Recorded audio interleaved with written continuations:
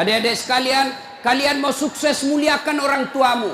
Tidak perlulah kau kursus kiri kanan. Muliakan orang tuamu, Allah yang angkat derajatmu. Itu janji Allah. Biar kau sekolah tinggi-tinggi, tapi kau tidak hargai bapakmu, kau hina orang tuamu, bisa jadi kau dapat kerja, tapi kerjaan yang kau dapat makin jauhkan kau dari agama. Bisa jadi perusahaanmu lancar, tapi perusahaanmu justru menyeret kau masuk gampang neraka.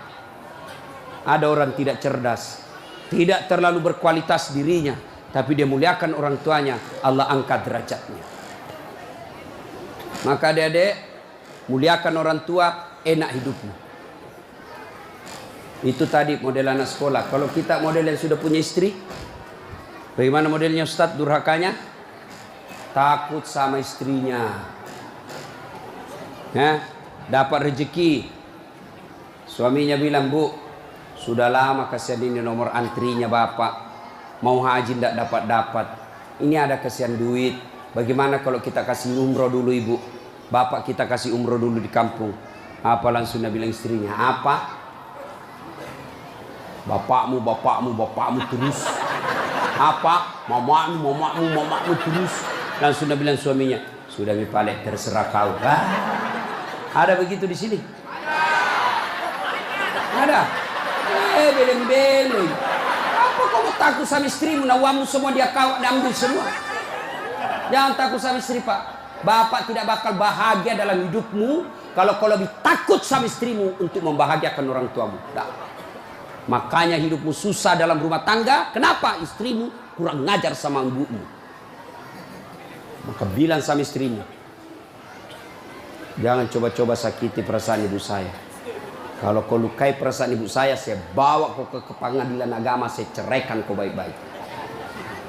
Lalu saya bilang sama mamanya, istriku di rumah, boleh kau marah-marah sama saya, boleh kau tutup pintu, yang penting tidak kau kunci.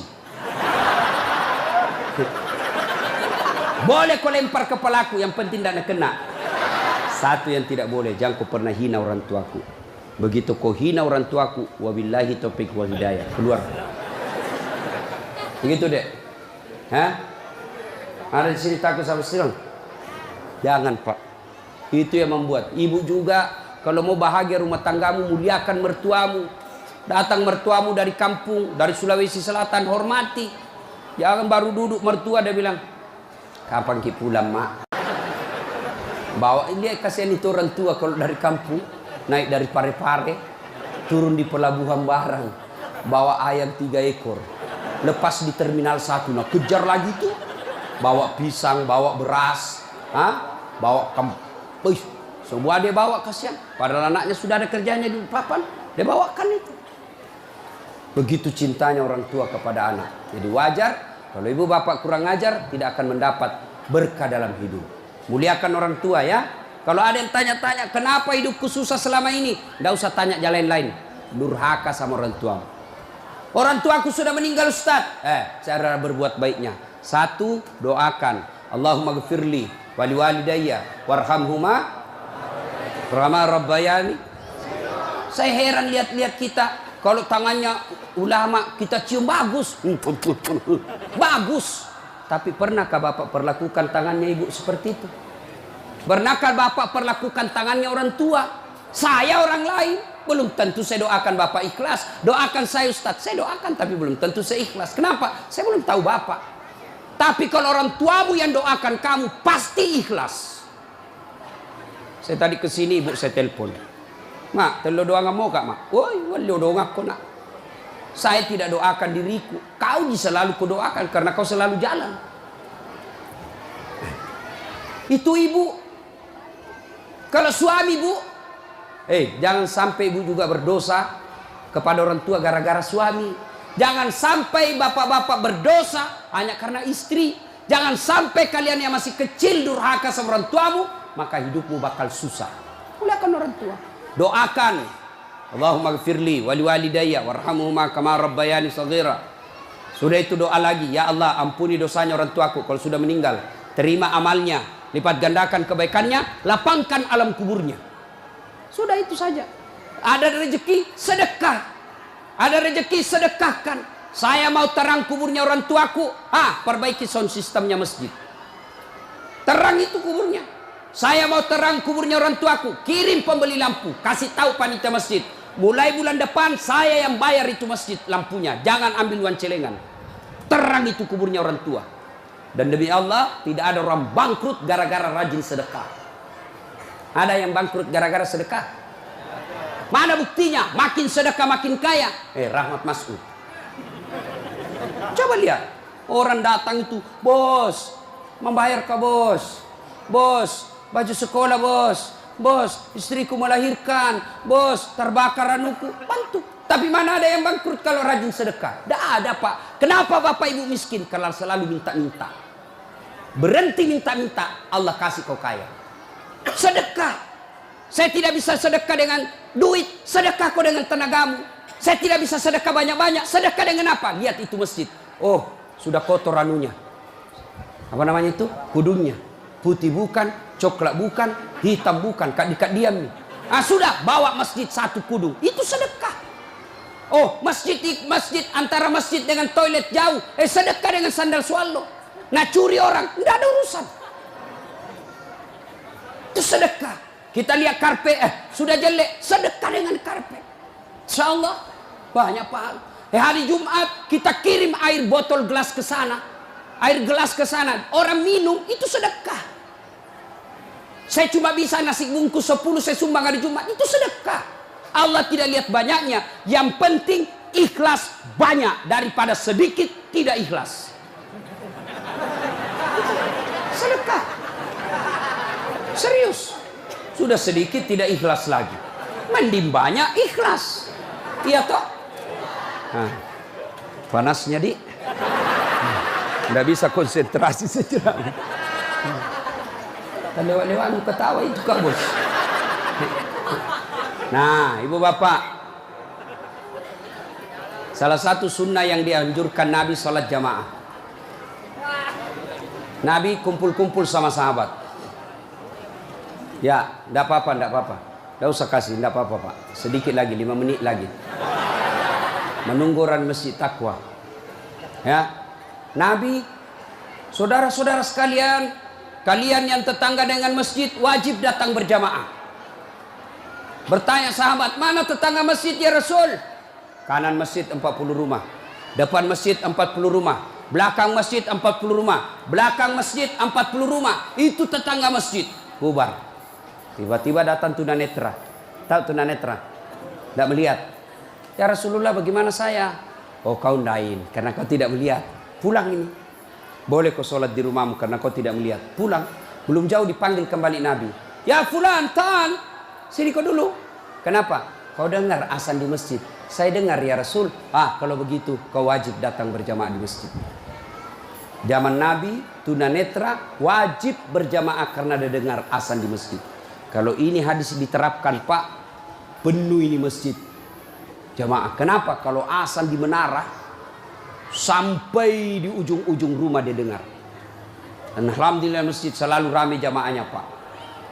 Terutama kalau subuh. Penuh sampai di luar, tidak ada di dalam. Yang di dalam orang tua sudah pensiun. Kentara itu kalau subuh orang tua Pak, bau minyak gosok baru kita masuk pintu. Minyak angin, minyak gosok, cap tawon, tidak ada Bulgari. Orang tua semua di dalam masjid. Kenapa orang malas ke masjid? Satu, karena dia tidak lihat pahalanya. Coba kalau Pak Rahmat Mas'ud umumkan, siapa yang datang sholat berjamaah subuh dapat beras 50 kilo, pembeli pulsa 200.000. Jam 5 sholat subuh, jam 10 malam sudah pesan masjid sampai di luar. Kenapa? Karena dia lihat pahalanya. Yang kedua, kenapa orang malas ke masjid?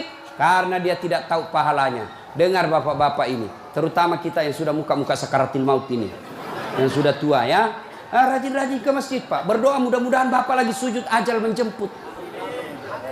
Apa keutamaan berjamaah di masjid? Satu, kalau hujan, basah baju, atau kena debu melengket di badan, ke masjid, bajunya yang basah itu melindungi dia nanti di pada masa. Tahu mantel Pak? Hujan, kalau hujan pakai payung. Apa tujuan itu payung? Supaya Bapak tidak kena air. supaya ibu tidak kena air kalau pakai baju mantel. Begitulah fungsinya baju yang basah. Ketika bapak ke masjid dan gerimis, basah baju itu bapak yang melindungi bapak agar tidak disentuh api neraka. Sudah. Coba jangan juga salah paham. Teman-teman sudah dengar begini, hujan keras dia buka payungnya, pergi di jalan. Belen-belen namanya itu. Ya. Apalagi keutamaan berjamaah di masjid. Kata Nabi, kalau kau wudhu dulu, lalu kau datang ke masjid, langkah-langkah kakimu adalah jihad fisabilillah. Melangkah kaki kanan, 1 pahala dicatat. Melangkah kaki kiri, gugur dosa kecil. Jadi kalau 300 rumah masjid, dari rumah tak dari masjid, 300 meter kali 2, 600 meter. Berapa langkah kaki itu bapak dapat? Apalagi kalau bapak jalan begini. Berapa langkah kaki itu? Iya toh. Apalagi kalau bapak keliling-keliling dulu ke kampung baru. Sampai di sini selesai orang sholat dong. Apalagi keutamaan berjamaah di masjid. Seluruh materi yang kita lewati, pagar, tembok, dinding, aspal, tumbuhan, semua jadi saksi. Dia akan berkata, ya Allah, jangan kau masukkan dia neraka, masukkan dia surga. Saya saksinya. Tanggal 26 November dia datang berjamaah masjid. Saya yang lihat. Itulah sebabnya kalau kita sholat jamaah, kalau kita datang ke masjid, setiap kita sholat sunnah di masjid, 2 rakaat pindah lagi, 2 rakaat pindah lagi. Supaya apa? Tambah banyak saksinya di akhirat kelak. Itulah sebabnya Nabi menganjurkan, kalau kau ke masjid, lain jalan waktu pergi, lain pula jalan waktu pulang. Ini amalkan Pak, amalkan, itu sunnah. Bapak datang masjid dari pintu sana, pulang dari pintu sana. Itu makin banyak saksi di akhirat. Yang keempat, lipat 27 kali. Artinya, sekali Bapak sholat di masjid, 27 kali sholat di rumah baru sama pahalanya. Apalagi kalau di masjid ada disebut doa bersama. Mungkin di rumah Bapak susah sholat, mungkin di rumah banyak godaan, mungkin di rumah ibu bingung. Ini saya sudah tahiyat atau belum? Ini sudah 2 atau 3? Ini apa? Kalau di masjid aman, tidak ada kecemasan seperti itu. Nah, itu datang ke masjid. Yang berikutnya, yang membuat orang malas ke masjid. Tadi, yang ketiga, manajemen masjid tidak bagus. Mana manajemen masjid yang tidak bagus? Selalu disimpan saldo kas. Jangan simpan saldo Pak. Dengar ini panitia masjid. Bapak kalau simpan saldo kas di masjid, bapak yang tanggung dosanya, tidak jalan amalnya orang. Saldo kas 80 juta. Jangan simpan. Cari orang yang susah, yang rajin berjamaah. Ada utangnya di bank, bayarkan supaya dia lepas dari kredit. Boleh itu. Baru dia suruh cicil ke masjid. Kalau dia di bank berbunga, makin susah hidupnya. Boleh. Saldo kas 80 juta. Kita mau kencing tidak ada air. Kerannya rusak-rusak. Simpan, jangan. Berhenti jadi panitia kalau bapak tidak bisa urus masjid. Yang sudah tua mundurlah. Kasih anak muda. Ini masjid bukan perusahaan punya. Begitukah di sini? Hah? Jangan marah Pak. Siapa suruh kau panggil Kak? Mau kok. Demi Allah Pak, Bapak tanggung kalau amalnya orang tidak jalan. Bapak coba kalau itu uang cuma 100.000, tapi diberikan keran, maka selama keran itu berputar, selama itu orang yang punya uang dapat pahala. Tapi kalau dia cuma di bank disimpan, tidak jalan amalnya. Belikan dispenser, belikan kopi, tidak apa-apa, boleh. Jangan ditulis di masjid, dilarang tidur. Siapa yang larang tidur di masjid? Tidak ada dalilnya. Ayo, Bapak pernah ke tanah suci di Madinah? Pernah ke Mekah? Ada tidak ditulis dilarang tidur? Tidak Pak. Barangkali ada orang tidak bisa tidur di rumahnya. Dia datang ke masjid supaya bisa tidur. Itu memang boleh. Yang tidak boleh, ngiler. Maka kalau kau mau tidur di masjid, bawa kau bantal. Kalau tidak bisa kau gelisah kau di rumahmu. Bertengkar kau sama istrimu. Istrimu ngomel terus. Maka dia bilang, jangan kau pulang. Merdeka. Bodoh itu istri sekarang kalau Nabi bilang sama istrinya, jangan kau pulang. Oh gembirai. Langsung Nabi bilang pacarnya, sini kau sayang. Di rumahku kau tidur. Kulayani kau dengan baik. Sudah. Jangan ditulis, jangan bawa anak-anak berisik. Bersyukur kalau masih ada anak-anak berisik di masjid. Kalau tidak ada anak-anak berisik di masjid, maka tidak ada lagi nanti yang mau datang di masjid. Kalian juga orang tua, kalau anakmu mau ke masjid, belikan songkok dan baju baru.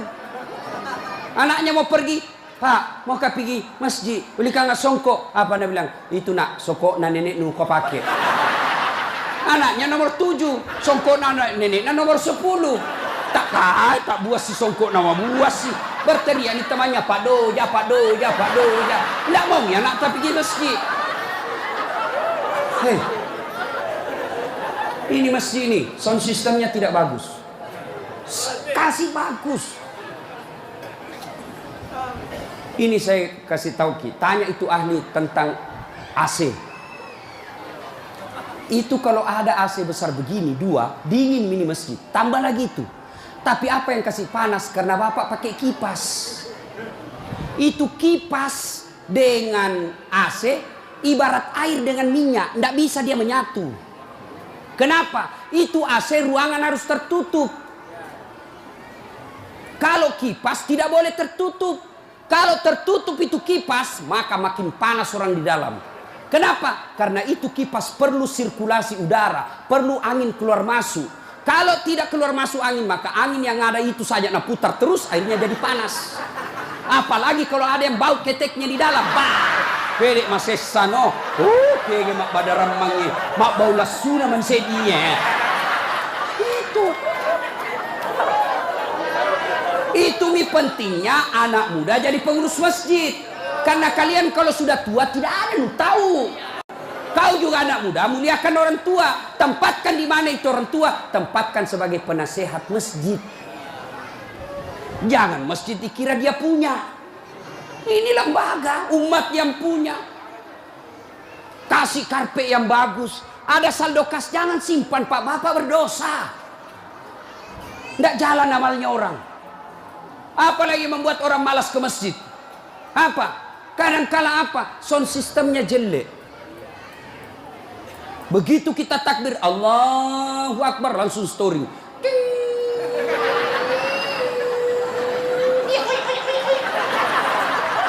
Mau ki perbaiki, sudah maki takbir, terpaksa si tangan ki.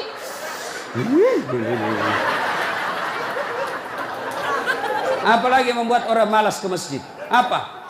Kadang-kala muadzin. Jengkel orang dengar muadzin. Orang tua, sudah tua, tidak mau tom mengalah, mundur na wasangiko.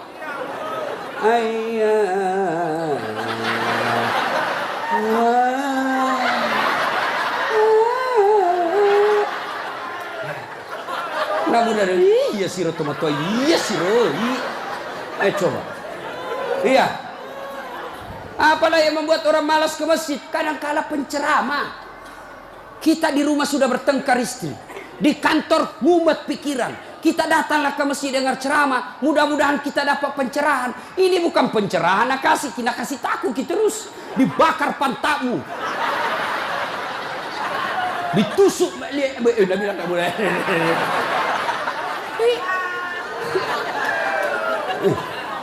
Iya. Apalagi yang kasih malas orang ke masjid? Kadang-kala apa? Imam. Ada juga imam suka sekali baca panjang. Tidak tahu juga apa nak baca. Nagaret memi. Dalin. Al-Fatihah paling nak baca.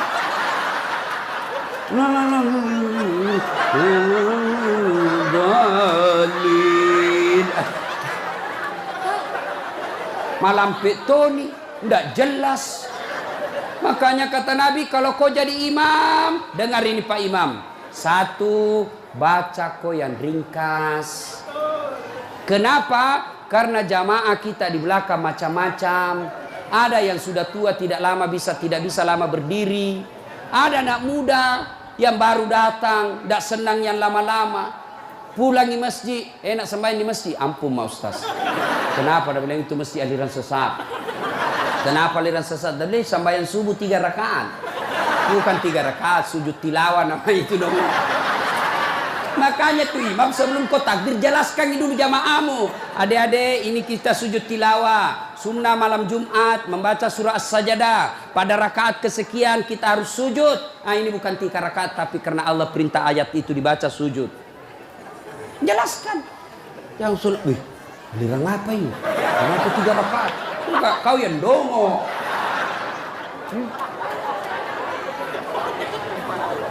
Tidak bisa orang lama-lama di belakang, Pak. Mungkin ada orang mati yang ya karena dia tobat usia senja, tidak bisa lama kasih berdiri. Batena musessa, nak naik lagi kepalanya, belum bisa selesai. Nah, ulah, malampir jatuh lagi, naik udah lagi. Ada barangkali di dalam jamaah Satpol PP yang pakai sepatu baru. Lama kau baca, nah lupa simpan baik-baik sepatunya. Pasti dia hilang di sepatu. Bapak imam sesat. Maka pasti dia tidak khusyuk. Ada barangkali juga ibu-ibu yang sekali kentut sudah makan pete.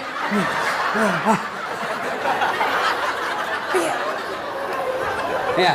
Yang kedua kata Nabi, kalau kau jadi imam, baca yang umumnya orang hafal. Tujuannya apa, Ustaz? 1, supaya jamaah ikut kalau dia hafal. Coba kalau kita imam baca Al-Fatihah, kita ikut juga toh. Kenapa? Karena kita hafal. Tapi coba imam membaca surah Al-Baqarah ayat 10 sampai 120. Nah, imam sibuk dengan bacanya, kita sibuk dengan hayalan tak. Mau ikut, tidak dihafal. Mau ruku, belum ruku, terpaksa dibaca semua pengumuman masjid. Keadaan keuangan masjid, saldo kas pengeluaran, sumbangan dari haji, dibaca semua. Belum selesai ini sudah dibaca satu palampang ini, satu ini dibaca lagi Persatuan Guru Republik Indonesia. Belum selesai imam dibaca lagi bajunya tim sukses Rahmat Masud, calon wali kota Balikpapan. Semua Pak dibaca. Siapa salah? Imam. Ada ini cerita gini, wallahu alam benar atau tidak. Ada penghafal Quran, dites bacaannya. Nah, kau imam, kau mau dengar bacaan imam lah dia. Dia baca betul yang susah. Hanya dia yang tahu. Tiba-tiba jatuh cicak di kepalanya. Tas silang itu, stres. Orang stres hilang bacaannya. Apa sambungannya ini ayat? Mau ruku, tidak tahu apa sambungannya? Tidak ada tuh bisa bantu. Terpaksa Nabi bilang imam, tolong bantu di belakang. Nabi bilang di belakang, saya juga tidak tahu. Tiba-tiba berteriak anak muda. Dia bilang, kalau begitu ya sudah, ya Allahu Akbar. Siapa salah? Siapa salah? Siapa salah? Ini waktuku kuliah ini, kisah nyata. Waktu saya KKN. Belum Pak jadi ustaz waktu itu. Ada temanku, baru kenal ceritanya ini. Pikir sholat di posko. Dia pakai gamis. Baju baju ustaz sih. Aku bilang, alumni pesantren ini. Ya imam, dialah imam. Al-Fatihah lancar. Begitu dia baca Al-Kafirun, aku bilang macam apa? Macam apa ini?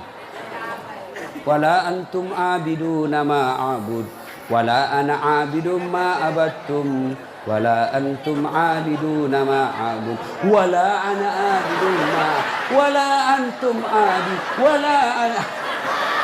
Jengkel temanku yang anak fakultas sastra. Langsung teriak, Nabi bilang, "Woi, kenapa itu tak putar-putar tidak mau sampai?" Nabi bilang, "Ini imam, ini juga kupikir." Kacau salah. Siapa salah? Siapa salah? Imam. Ini waktuku SD di kampung, sembahyang asar. Sujud Pak Imam lama sekali.